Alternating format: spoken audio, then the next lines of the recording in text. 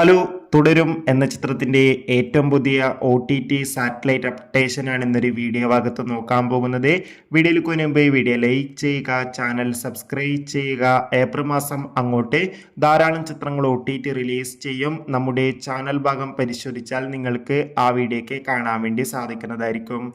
മോഹൻലാൽ, ശോഭന എന്നൊക്കെ പ്രധാന കഥാപാത്രങ്ങളായിട്ട് ഏപ്രിൽ 25 റിലീസിനെത്താൻ പോകുന്ന ചിത്രമാണ് തുടരും. എല്ലാ സിനിമാ പ്രേമികളും ഒരേപോലെ തുടരും എന്ന ചിത്രത്തിന്റെ ഓരോ അപ്ഡേഷനും അറിയാൻ വേണ്ടി ഏറെ ആകാംക്ഷയോടെയാണ് കാത്തിരിക്കുന്നത്.